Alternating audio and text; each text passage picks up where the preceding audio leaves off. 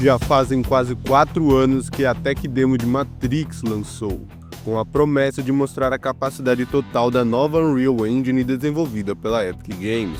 Na Tech Demo podemos ver além dos visuais, fotos realistas, mas também todo o potencial da modelagem 3D vinda de MetaHuman, programa de criação de personagens com uma coligação direta com a Unreal 5. Além de um cenário explorável no maior estilo Matrix, cheio de ação, destruição e bizarrices, toda aquela parte de cinemática era renderizada em tempo real, nada de cutscenes pré-renderizadas que dissociavam da qualidade final do jogo. Aquilo estava em tempo real. Tudo bem que tava com umas quedas de frames muito fortes, mas também nada é perfeito. Claro, como se tratava de uma tech demo, não era um trailer para uma versão oficial de um jogo de Matrix, e sim apenas uma demonstração do que poderia estar por vir nos próximos anos da indústria de games. Fala galera, hoje Lap aqui, tudo bem com vocês pessoal? Infelizmente ou felizmente para outros, a maioria dos jogos que vieram depois da apresentação da Unreal nunca eram como mostrados. Em sua maioria eram jogos com gráficos piores ou até mal otimizados. O fator pandemia também atrasou vários outros projetos feitos na Unreal Engine 5, distanciando nosso sonho de colocar as mãos em um produto tão fotorrealista assim. Quantos vídeos da internet não foram feitos na Unreal com a pergunta se isso é real ou é videogame? Isso é jogo? É gameplay? É o que? Além dos atrasos vigentes da pandemia, muitas pessoas ainda não haviam migrado de console ou até construído um PC que rodasse algo do gênero.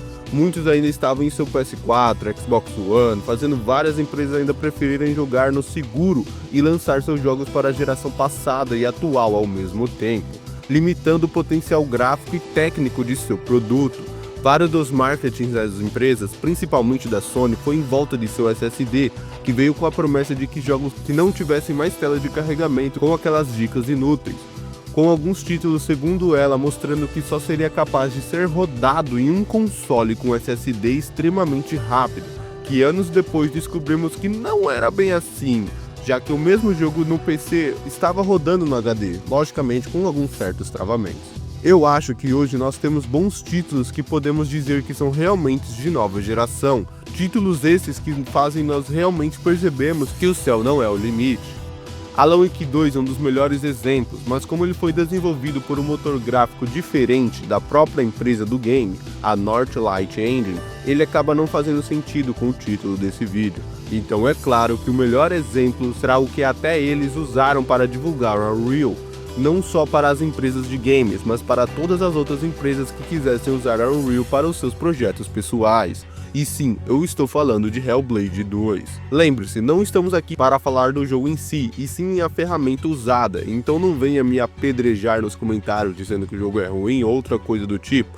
Visando de uma forma técnica, o jogo é quase perfeito, usando motion capture de ponta, design de áudio, expressões faciais e até fotogrametria para deixar a experiência cada vez mais realista. A fotogrametria é uma técnica que, nossa, dava para fazer um vídeo só dela, mas resumindo aqui rapidinho, são onde as imagens são sobrepostas para garantir que cada detalhe seja bem documentado. E em alguns casos, drones até são usados para capturar grandes áreas, onde as fotos são alimentadas em softwares especializados que criam um cenário 3D cru que é muito detalhado e precisa ser otimizado para rodar em tempo real nos motores gráficos.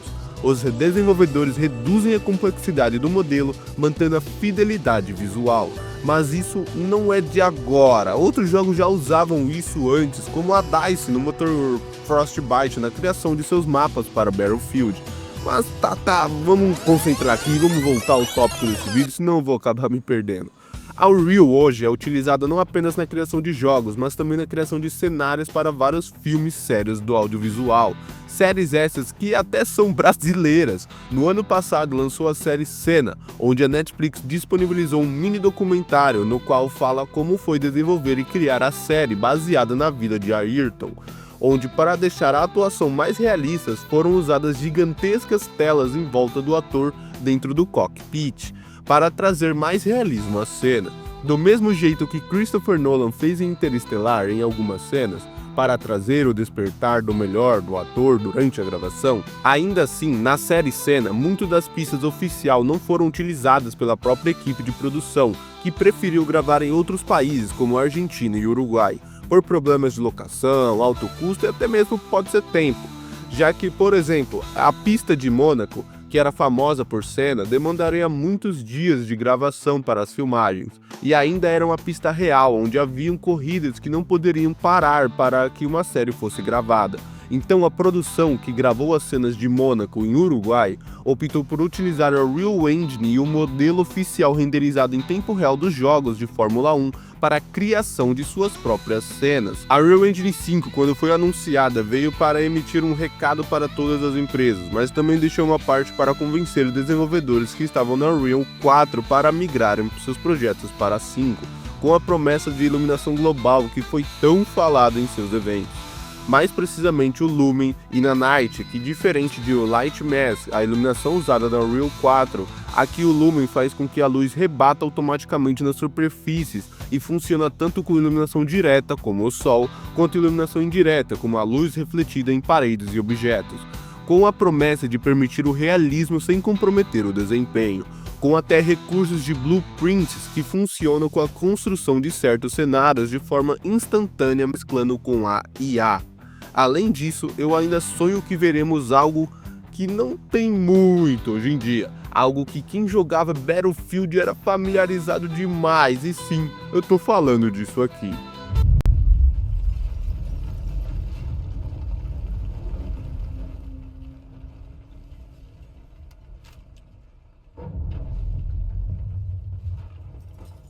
Isso aqui não é só algo que surpreendeu muito lá atrás, é algo que surpreende até hoje, e eu estou falando de um jogo de mais de 10 anos. Isso acontecia em tempo real em um console de apenas 512 MB de memória RAM e armazenamento de média de 20 GB por console, cara. Você tem ideia do que é isso?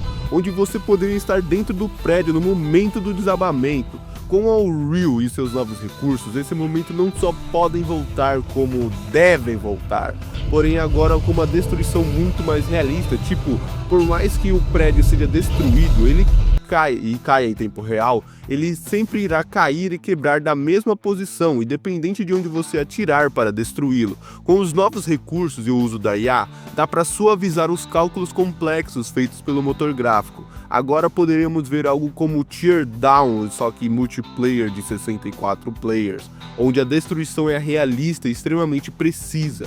Claro, é um jogo pesado e dificilmente rodaria de forma tranquila nos consoles de hoje, mas com a ajuda da IA, poderíamos ver algo como o uso de máquina. Apenas os elementos visuais ou próximos do jogador receberiam essa simulação complexa, enquanto partes mais distantes eram feitas de cálculos simplificados, ou uso até mesmo de machine learning. O motor gráfico poderia aprender padrões realistas de destruição com base em física real, criando colapsos variados sem precisar simular cada frame individualmente. Combinando esses avanços com os novos recursos da Unreal Engine 5, poderíamos ver destruições únicas e imprevisíveis, sem o peso computacional absurdo que esse tipo de física é construída no passado. Por mais que eu tenha usado IA como exemplo, é importante ressaltar um risco. O problema não é usar IA como auxílio, e sim quando as empresas começam a vê-la como substituto de processos essenciais. Hoje, por exemplo, a Activision já usa o IA para gerar calling cards e até telas de carregamento no Call of Duty, sem motivo nenhum aparente, além de, cortar custo. Em vez de usar a IA para otimizar o trabalho criativo, ela acaba sendo usada como um atalho barato. Vejo esse mesmo problema em filmes. Antes os efeitos práticos eram muito mais comuns, resultando em cenas mais críveis.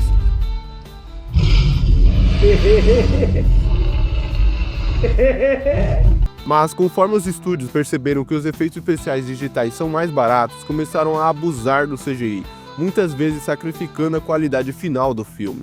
Sério, olha pra isso, é péssimo. Ao invés de criar um efeito prático e usar CGI apenas como um retoque, decidiram fazer tudo digitalmente, resultando em algo que caiu direto no Vale da Estranheza.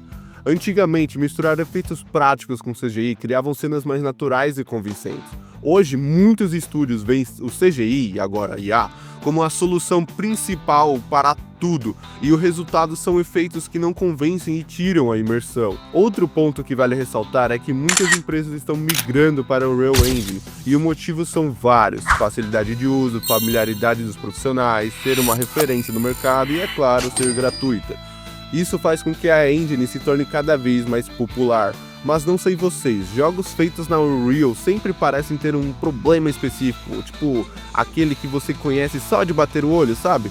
Um dos mais comuns, eu acho que para mim, é o serrilhado nas sombras e reflexos, algo que muitas vezes se repete em diferentes títulos de diferentes estúdios, porém com o mesmo motor gráfico.